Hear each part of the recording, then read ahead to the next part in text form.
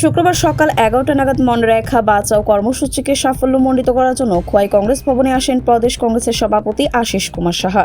এই ভবনে উপস্থিত ছিলেন প্রদেশ কংগ্রেসের সম্পাদক কার্তিক দেবনাথ, ত্রিপুরা আদিবাসী কংগ্রেস রাজ্য কমিটির চেয়ারম্যান শব্দ কুমার জমাতিয়া, কিলিয়ামোড়া জেলা কংগ্রেসের সভাপতি প্রদ্যুৎ ভট্টাচার্য, কংগ্রেস নেতৃত্ব ক্ষিতীশ ভৌমিক সহ অন্যান্যরা উপস্থিত ছিলেন। তারপর সংবাদ মাধ্যমকে জানান ত্রিপুরা প্রদেশ কংগ্রেসের সভাপতি, নতুন আইনের মাধ্যমে গ্রামীণ অর্থনীতিকে চুরমার করার প্রয়াস করছে সরকার। এর ফলে গ্রামীণ সাধারণ মানুষকে ভুগতে হবে। আবারও নতুন করে 125 দিনের কাজের প্রতিশ্রুতি দিয়ে এক ধরনের জুমলাই দিচ্ছে বিজেপি সরকার। এর বিরুদ্ধে একেবারে ব্লক স্তর থেকে জাতীয় স্তর পর্যন্ত প্রতিবাদে নেমেছে কংগ্রেস দল। আগামীতে আরও বড় ধরনের আন্দোলন গড়ে তোলারও কথা বললেন তিনি। তারপর আশিস কুমার সাহা জানালেন, আগামী 17 ফেব্রুয়ারি আগরতলায় কংগ্রেস দলের মহাকরণ অভিযান কর্মসূচি আয়োজন করা হবে। মহাকরণ অভিযানকে সফল করার লক্ষ্যে ইতিমধ্যে সারা রাজ্যে ময়দানে কোমর বেঁধে নেমেছে কংগ্রেস দল। উত্তর থেকে দক্ষিণ, পূর্ব থেকে পশ্চিম, সর্বত্রই চষে বেড়াচ্ছেন রাজ্যের। আগামী 17 ফেব্রুয়ারি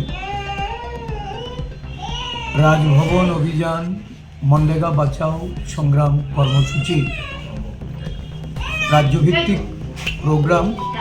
এই কর্মসূচি আমাদের দেশের প্রতিটা রাজ্যেই সংগঠিত হবে। বিভিন্ন রাজ্যে এটা সংগঠিত হয়েছে। আমাদের রাজ্যে আমরা 17 তারিখ এই রাজ্যব্যাপী কর্মসূচি আমরা হাতে নিয়েছি।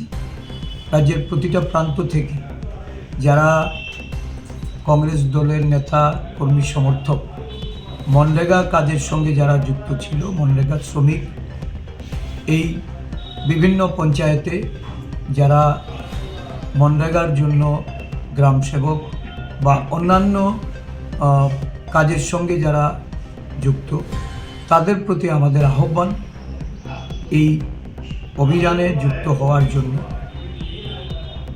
দেশের সরকার মহাত্মা গান্ধীর নামাঙ্কিত এই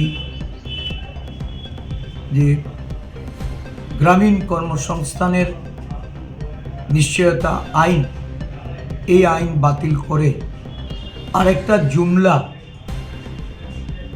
125 দিনের শ্রম দিবস এই কথা বলে ভিবি গ্রামজি কর্মসূচি তারা সারা দেশে বাস্তবায়িত করার লক্ষ্যে সংসদে আইন পাশ করেছে। ব্যুরো রিপোর্ট, খবর জনস্বার্থে।